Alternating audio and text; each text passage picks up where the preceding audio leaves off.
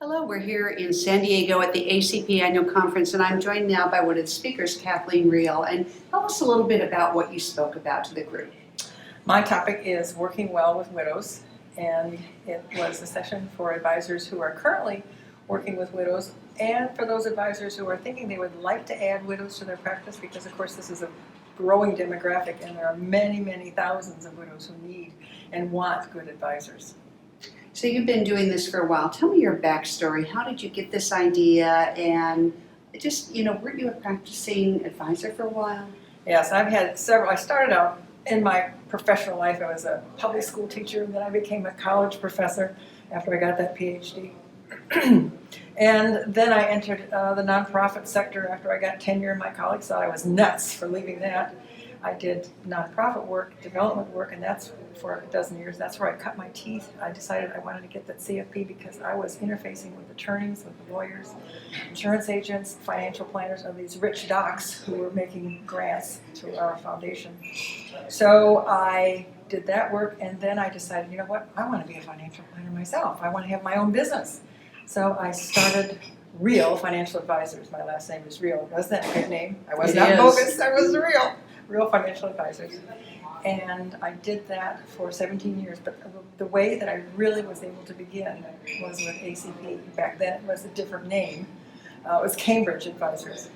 And because I didn't have a clue, I'd taken the CFP and passed the exam. I didn't know how to run a practice. We just learned theory and a bunch of stuff about investment and taxes, but how do you run a business? And so I learned a system. And I began, and I just took one client a month. That was my goal, one client a month. And I just kept adding it. And I just kept staying ahead in the lessons. I would just stay ahead of where I needed to be with the client.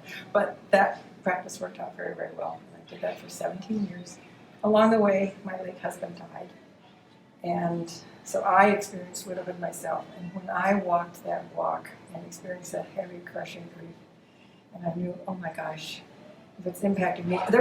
Initially, there was a day even I felt like a bag lady. I was worried about my own money because it has to do with my thinking. A lot of widows would go through this widow's brain, this widow's jello phase. But I knew I was going to be okay, but I wanted to help other widows. So I changed the focus of the practice so it would be new clients coming in who were only widows or couples looking to that time again. And one of them would be gone. And that fits about every marriage, so there's going to be one of them gone someday. Yes. So did that, and then decided to sell that business because I was getting more requests to speak and teach and write and do research on this. And it's like a fork in the road. I had to choose either work with my business, and I had about 70 clients, which I loved, or this other route, and I felt I would impact more individuals this other route that I would have. I couldn't go as deep with them, but I could do. So I sold the business, sold it to 2 ACP planners, and there was another advisor, and then began, and I thought my encore career, which I called it, would last 2 years, because financial conferences are fickle. It's like, what's hot, what's new, what's trending, what's the latest and greatest, and move on. So I figured, okay, they'll hear this working with widow stuff, and they'll be done with me in 2 years. But no, after 6 years, it was still strong. And I had a wonderful sponsor that trotted me around. I've done almost 300 presentations. But I decided it's time for the next chapter in my evolution. Because, indeed, you saw part of this presentation. Every time I give this presentation, my late husband dies all over again. It's time for the next chapter. So my next chapter is refirement. And I've already spoken about this at one conference, but it's not vintage retirement at all. It's different. I've got a lot of F words. I got things, time for family, time for fun, with my new husband, which I did marry last year.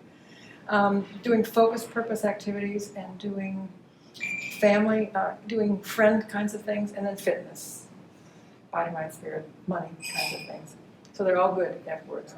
But in this focused purpose, I'm going back to something that I actually trademarked about 3 years ago, Legacy Life Print. It's a process of passing your hopes, your dreams, your values, your expectations for the next generation and beyond. And it's helping people to write their legacy stories. It's helping them as a gift to themselves and their family to figure out some. It's some good stuff there, but I just didn't have time to develop it. And so I'm going to be using that with, I've got 3 congregations and a nonprofit group. And as we do things to enhance their legacy, endowment fund programs, I'll be doing these kinds of workshops. Wow. So I'm still going to be doing things locally, speaking locally, but not where I have to get on an airplane and fly someplace and have my husband die Fabulous. in the presentation. What an awesome contribution. I'm so delighted to see you again after a couple of years of us losing touch. And thank you for your contributions to the ACP conference. Thank you for your interest in my work.